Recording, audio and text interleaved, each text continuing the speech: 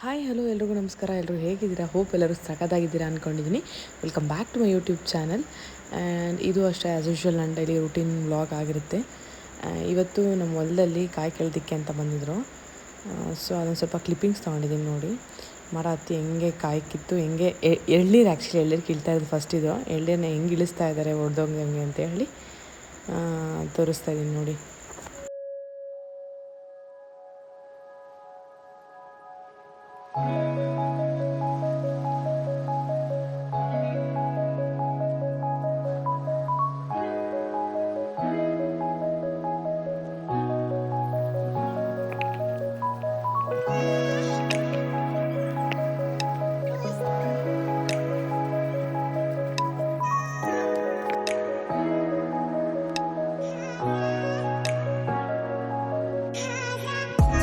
So ಇವತ್ತು ಬೆಳಗ್ಗೆನೇ ಕೆಲಸ ಐತೆ ಅಂತೇಳಿ ಸ್ವಲ್ಪ ಆಚೆ ಹೋಗಿದ್ದೆ ಟೌನ್ಗೆ. ಸೊ ಆವಾಗಲೇ ಸ್ವಲ್ಪ ತರಕಾರಿ ಬೇಕಿತ್ತು ಮತ್ತು ಗ್ರೋಸರೀಸ್ ಎಲ್ಲ ಖಾಲಿಯಾಗಿತ್ತು. ಸ್ವಲ್ಪ ಬೇಕಾಗಿದ್ದೆಲ್ಲ ಎತ್ಕೊಂಬಂದೆ ಹಂಗೆನ. ಸೊ ಅದನ್ನೆಲ್ಲ ಎತ್ತಿಟ್ಕೊತಾ ಇದ್ದೀನಿ ಬಂದು.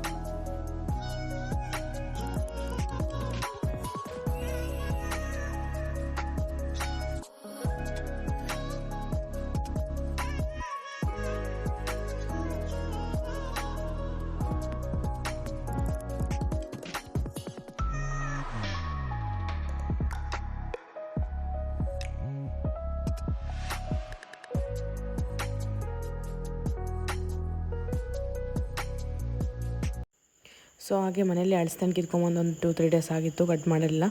ಸೊ ಕಟ್ ಮಾಡೋಣ ಅಂತೇಳಿ ಆಚೆ ಇಡ್ತಾಯಿದ್ದೆ.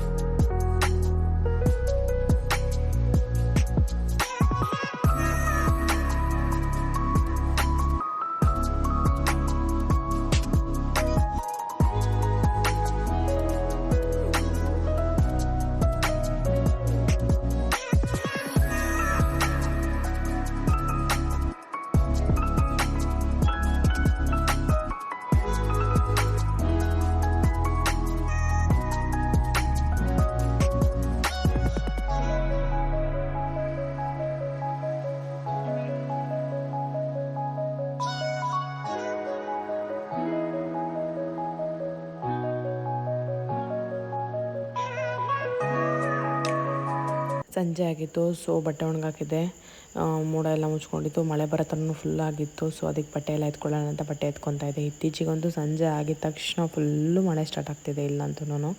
ನಿಮ್ಮ ಕಡೆ ಎಲ್ಲ ಯಾವ ಥರ ಅಂತ ಹೇಳಿ ಕಮೆಂಟಲ್ಲಿ ತಿಳಿಸಿ ನೋಡೋಣ.